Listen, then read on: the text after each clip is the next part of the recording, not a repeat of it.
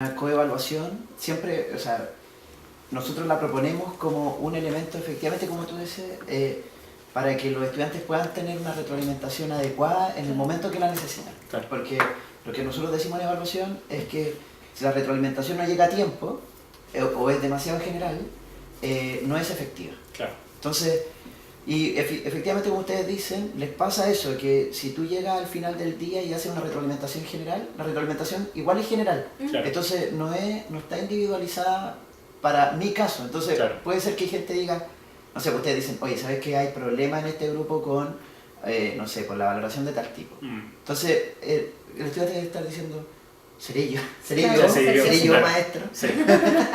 Sí. Entonces, y evidentemente no hay tiempo para poder hacerlo con cada uno. Exacto. Sí. Seguramente también después de toda la mañana trabajando con ellos ya se le han olvidado ciertas cosas. Claro.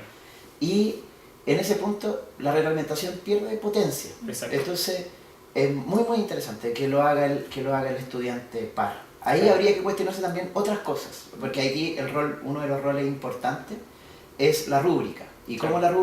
la rúbrica o la pauta que se está utilizando da cuenta efectivamente de las cosas que nosotros queremos mostrar. Eso va, Claro. al final es un proceso que va a ir mejorando. Exacto. Seguramente al principio no va a dar tanto respuesta, van a tener que agregar nuevas Exacto. cosas o sacar otras. Sí. Y eso es el camino normal Sí. de las cosas. Cada año hemos cambiado le hemos hecho modificaciones. Exacto, y efectivamente se espera que eso sea así. Sí. Pero claro, aquí lo potente es que muy seguramente ya en este formato el acompañante igual retroalimentara a su compañero antes. Le dijera, oye, ¿sabes qué? Parece que me faltó esto, Claro. para la otra, no sé qué. Sí. Claro. Es muy seguro que eso pasara. Sí. ¿Cuál es la potencia de esto? Es que ahora vamos a tener un instrumento con el cual ya no va a ser como, ¿sabes qué? Creo que a lo mejor te faltó esto. Entonces vamos a poder tener todos los elementos en una misma pauta, en una misma Claro. rúbrica, en donde el estudiante va a poder decir, mira, de estos elementos hay cosas que tú no hiciste. Claro. Son esto y esto. Entonces es un elemento mucho más claro Exacto. y una reglamentación mucho mejor. Los felicito Sí. por eso. Y lo otro es que ustedes van a tener también que transitar a otro cuestionamiento, que es si es que le van a dar porcentaje de calificación Claro. a eso.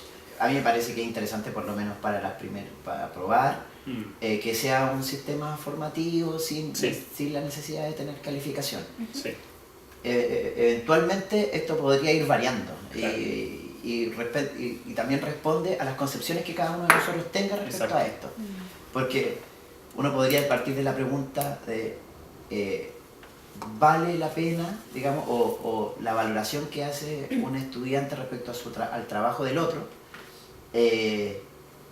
A lo mejor vale la pena que esté incluido como un porcentaje de su calificación. Para que realmente sea un trabajo serio. Claro. O quizás no, si resulta bien, porque aquí el objetivo es la retroalimentación, una Claro. retroalimentación de calidad. Claro. Entonces, si la calificación va a entorpecer al final que se genere una retroalimentación de calidad, no le ponemos Mejor no, nota. claro. Sí. Pero si la calificación va a ayudar para que la retroalimentación sea mejor, bueno, ahí le ponemos nota. Sí. Nos ha pasado, por ejemplo, en otras actividades, y el año anterior, en el segundo semestre, que algunas actividades contemplaban la coevaluación, especialmente las presentaciones finales. Entonces, en un estudio de caso se trabajaba, había una coevaluación, una autoevaluación y la evaluación del profesor. Y tenían porcentajes, 20-10 y la del profesor tenía un 70. Y en algunos grupos nos daba muy buenos resultados, porque se acercaban, al final como era casi todo como en sobres, prácticamente, y después se entrelazaban, y las que nos iba bastante bien desde nuestro punto de vista de percepción, condecían con lo que decía. O sea, nosotros los calificábamos con un 6, y la coevaluación fue con 6.1 y la autoevaluación fue con un 6 también. Entonces ocupábamos casi los mismos criterios, pero nos ocurría con los grupos que no les iban tan bien, donde la calificación era menor, la coevaluación era muy buena. Claro. Y claro, y la autoevaluación también era bastante buena. Entonces esa situación, claro, generaba una instancia bien enriquecedora, porque generaba diferencia o este diálogo del por qué yo coloqué, no sé, un 5 en vez de un 6,5. Claro. Y por qué ellos se colocaron un 6,5 en vez de haberse acercado a lo mejor a una nota un poco más adecuada para llegar a un punto de encuentro. Entonces, actualmente lo instalamos como algo más bien formativo. Sí. Porque creemos que hay algunos grupos que pueden trabajar esta metodología, pero también hay otros grupos que, claro, que utilizan esta metodología para Sí, poder tener una mejor calificación.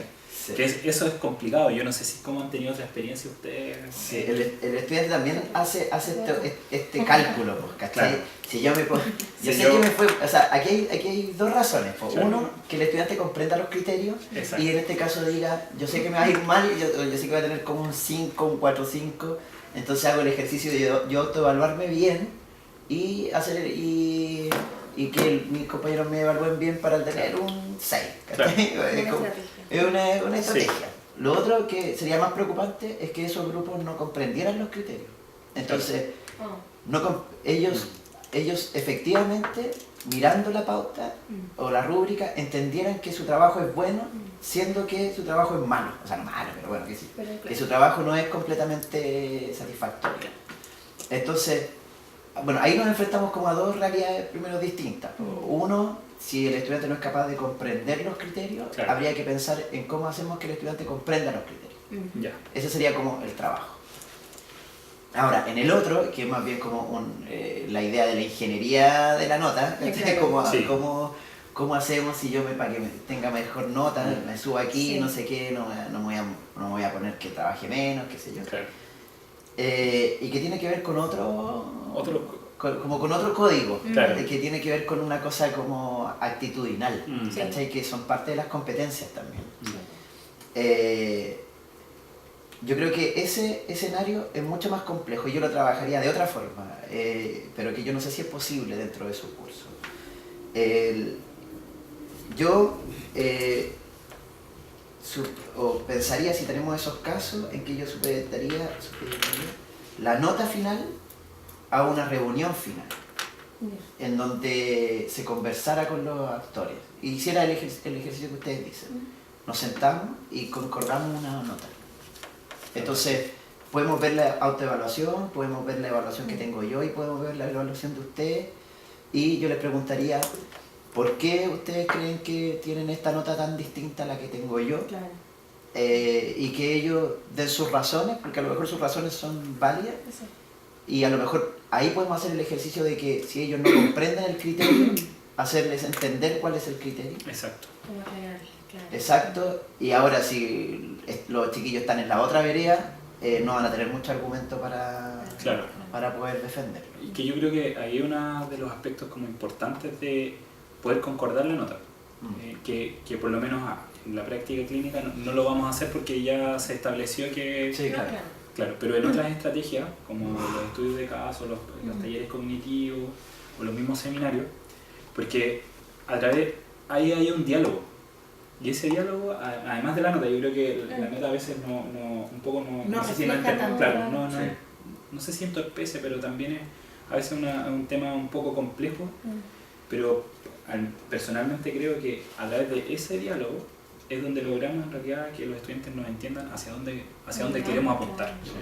Y al final ese producto final, que es esta reunión, que lo hacemos en muchas estrategias cognitivas, tratamos de generarla para que los estudiantes entiendan qué es lo que después más adelante necesitamos trabajar. Y desde ahí, así como competencias muy específicas del área, como también competencias generales, o sea, desde la redacción, desde el cómo exponen, ¿cierto? Todos estos conceptos importantes, pero además lo disciplinar en cada área.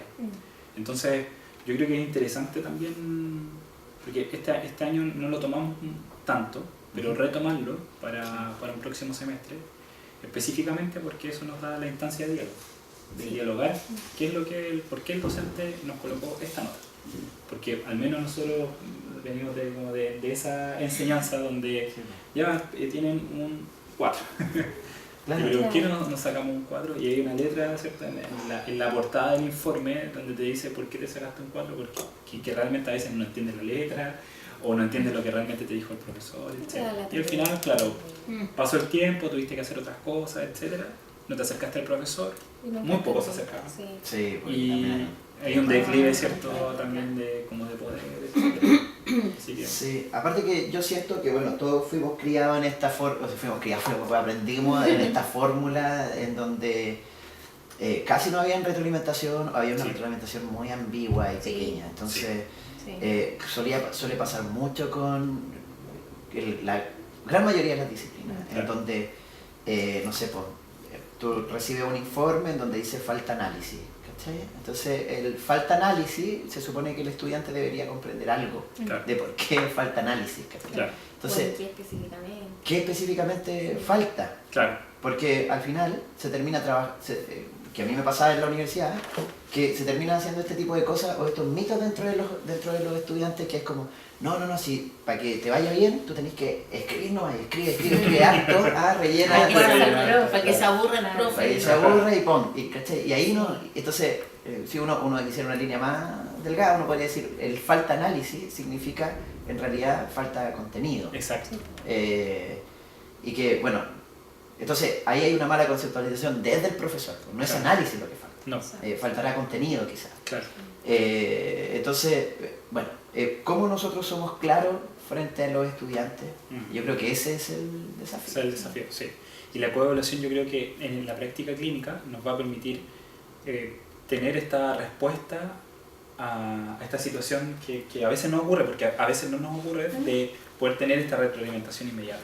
O sea, decir, mira, estos son los aspectos que necesitamos fortalecer, estos son los aspectos que desarrollaste bastante bien y de acuerdo a la pauta en realidad vas bien, ¿cierto? Vamos por un buen camino, pero esto es lo que hay que mejorar, el registro, por ejemplo, que son aspectos que como procedimentales.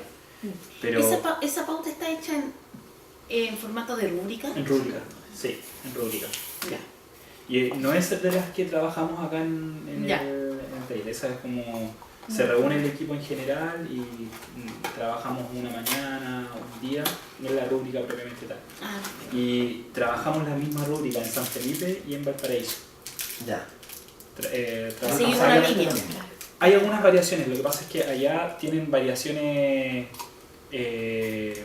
geográficas importantes de recursos Además, humanos, También, entonces sí. la realidad de la atención primaria en San Felipe es muy distinta a la de Valparaíso. sí, Entonces hay algunas El cosas, tema de la ruralidad, me imagino, ¿no? mucho, ¿ya?